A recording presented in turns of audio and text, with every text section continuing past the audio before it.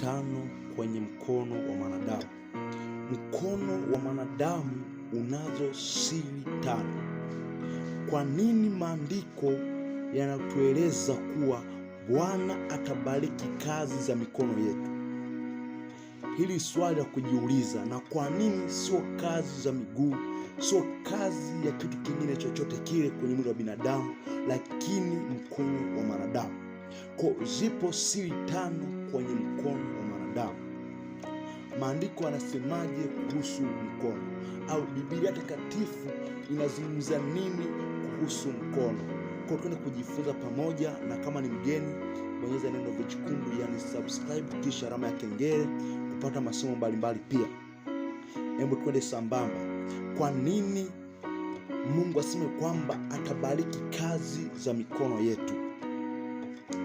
Kwenye Biblia takatifu, kitabu cha Mithali ile sura ya 10 mstari wa 4, maandiko yanasema, atendaye mambo kwa mkono mlegevu wa maskini, bali mkono wake aliye na bidii utajirisha. Kumbe bado umaskini na utajiri viko ndani ya uwezo wa mkono. Je, kwa nini tusitajiwe kiungo kingine katika mwili na itajiwe tu mkono? Kumbe bado umaskini na utajiri viko ndani ya uwezo wa mkono wa mwanadamu. Unapoona mtu ni maskini, unapoona mtu ni tajiri, jua kwamba yote hayo yeye anayo kwenye mkono wake. Na amesema kwamba atendaye mambo kwa mkono mlegevu wa maskini, bali mkono wake aliye na bidii utajirisha. Kwa kuwa moja kwa moja atendaye kazi kwa mkono mlegevu wa maskini, moja kwa moja kumbe zipo siri ambazo zipo ndani ya mkono mwanadamu. Na atendaye kazi kwa mkono wenye bidii utajirisha. Kumbe bado umaskini au utajiri viko kwenye uwezo wa mkono mwanadamu. Je, ni siri gani hizo ambazo zimebebwa na mkono wa mwanadamu?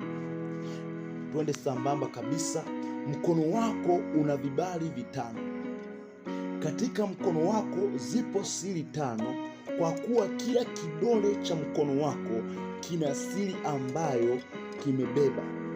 Kwa kila kidole kwenye mkono wako kama mwanadamu kuna siri ambayo imebebwa na kidole cha mkono wako. Kwenye vile vidole vitano, kila kidole kina siri ambayo kimeibeba.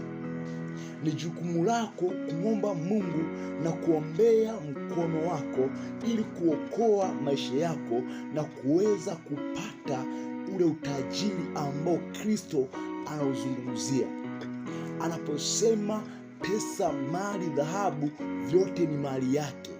Make utajiri wote ni mali ya Bwana. Anaposema ukifanya kazi kwa mkono wenye bidii anakutajirisha, maana yake anatumia mkono wako kutajirisha.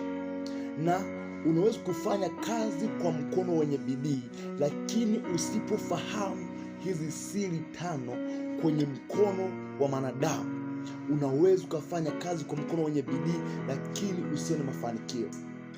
Ndio maana kuna watu ambao wanafanya kazi sana lakini hawaoni mafanikio. Kuna siri kwenye viungo au kwenye vidole vya mkono wako.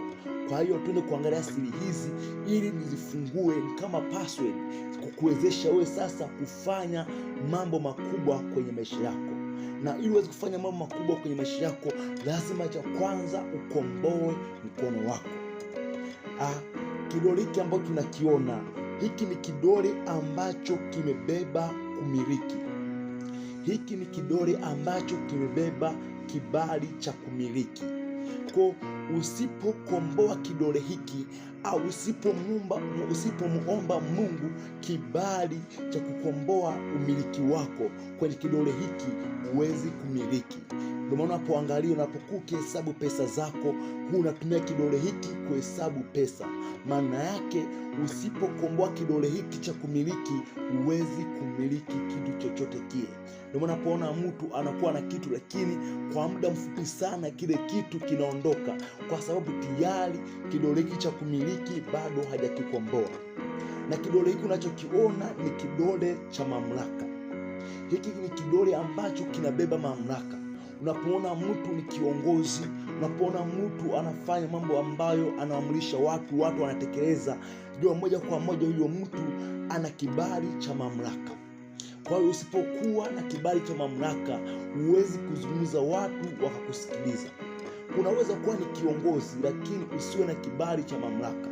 Ndio maana unapoangalia, unapoona hata kama ni kiongozi anapokuwa akinyosha kidole hiki, watu wananyamaza, kwa sababu tayari anayo mamlaka. Manake ana kibali cha mamlaka.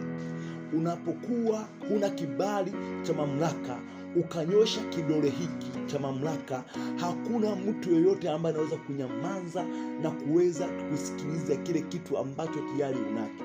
Tayari unapokuwa una kibali cha mamlaka, ukinyosha kidole hiki, kila mmoja anakuwa silent, ananyamaza kimya kusikiliza. Maanake ni mamlaka ambayo inazungumza katika ulimwengu wa kiroho. Kwa moja kwa moja hiki ni kidole cha mamlaka. Lakini hiki kidole ni kidole ambacho kina kibali cha kuongoza. Maanake kibali cha uongozi.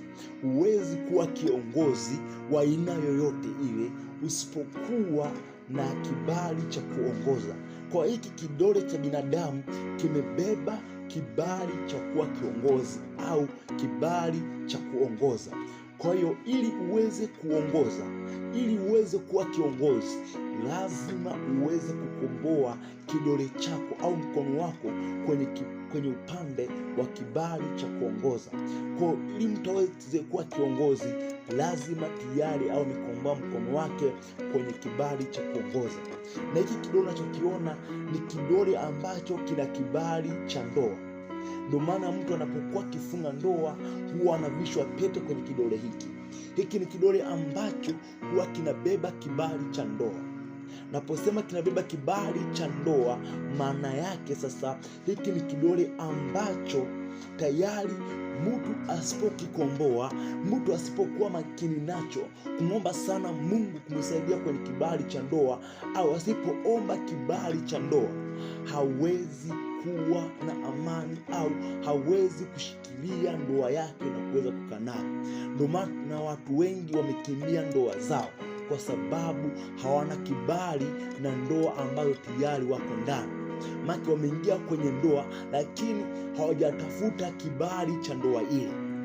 Kwa hiyo na hiki kidole ambacho ni kidogo sana kuliko vidole vyote, ni kidole ambacho kinaashiria au kimebeba siri ya kibali. Ili kukomboa vibali vyote, lazima kwanza hiki kidole ambacho kimebeba kibali chenyewe uweze kukomboa. Kwa hiki kidole ni kidole ambacho kimebeba kibali. Kwa kuwa kimebeba kibali, moja kwa moja sasa kinaweza kupatia ruhusa ya kutembea kwanza kibali cha ndoa, kibali cha kuongoza, kibali cha mamlaka, hadi kibali cha kumiliki. Ndio maana unapokuwa umenunua tayari eneo au umekuwa na eneo, lazima utafute kibali. Kile kibali kinathibitisha kwamba tayari huyu mtu ni halali sasa kumiliki eneo hili au kuendesha shughuli fulani. Kwa hiyo hata kwenye maisha yako ya kimwili au ya kiroho, lazima utafute kuwa na kibali. Unapokuwa una kibali tayari unaweza kufanya jambo lolote lile. Kwa maana ukiangalia kwenye Biblia anasema kwamba mtoto Samueli akakuwa akipata kibali machoni pa Bwana, pia machoni pa watu. Kwa hiyo ili uweze kupata kibali, lazima kwanza uombe Mungu akupatie kibali. Na mtu ambaye anatoa kibali kwa vitu vyote au kwenye mkono wako uweze kuwa na kibali ni Mungu pekee. Kwa hiyo lazima ukubali kumwomba Mungu siku zote aweze kupatia kibali kwenye maisha yako, aidha kwenye ndoa yako, aidha kwenye biashara zako. Unapokuwa wewe ni kiongozi, unazungumza watu hawakusikilizi, jua bado huna kibali cha kuongoza. Ili uwe kiongozi, lazima uwe na kibali hicho cha kuongoza watu. Na pia mtu mwenye kibali cha kumiliki anapokuwa ananyosha mkono wake, kidole cha mamlaka hufanya watu wanyamaze. Lakini usipokuwa na kibali cha mamlaka, hata ukinyosha kidole chako, hakuna mtu ambaye anaweza kunyamaza na kukusikiliza. Kwa hiyo ili uweze kukomboa maisha yako na uweze kupata vitu vingi kwenye maisha yako, uweze kumiliki. Maana unapokuwa tajiri tayari umekuwa na uwezo wa kumiliki. Unapoona mtu amekuwa tajiri, maana yake amekuwa na uwezo wa kumiliki, maana yake ana kibali cha kumiliki. Na hii hapa iangalie kwamba wewe umekuwa lini. Unaweza kuokoka muda mrefu lakini ukakosa kibali cha kumiliki. Ukiangalia, Mungu anaelekeza wana wa Israeli kwamba unapoenda kukanyaga hapo, patakuwa ni eneo lenu. Ndio maana ukiangalia hadi sasa kuna vitu vingi ambavyo vinafanyika. Watu waliambiwa kuanzia mwanzo kwamba ukikanyaga sehemu hii itakuwa ni eneo lako, manake atakuwa tayari amemiliki eneo lile. Kwa hiyo kazi yako wewe ni kuzidi kuomba Mungu na ombee mikono yako, uitakase mikono yako. Ndio maana kwenye somo ambalo linafuata nasema kwamba vitu gani nifanye ili niweze kutimiza malengo yangu ambayo najipangia. Kwa kitu cha kwanza kabisa nikupatie faida hapa kwamba lazima uangalie vitu gani ambavyo unavigusa, au ni vitu gani ambavyo unafanya kutumia mikono yako. Kwa watu wengi wametumia mikono yao kumwaga damu isiyokuwa na hatia. Watu wengi wametumia mikono yao kufanya vitu ambavyo havimpendezi Mungu. Kwa tumia mikono yako kwa bidii zote kufanya vitu ambavyo vinampendeza Mungu. Ubarikiwe sana na Mungu. Niite Preacher Timothy Raphael.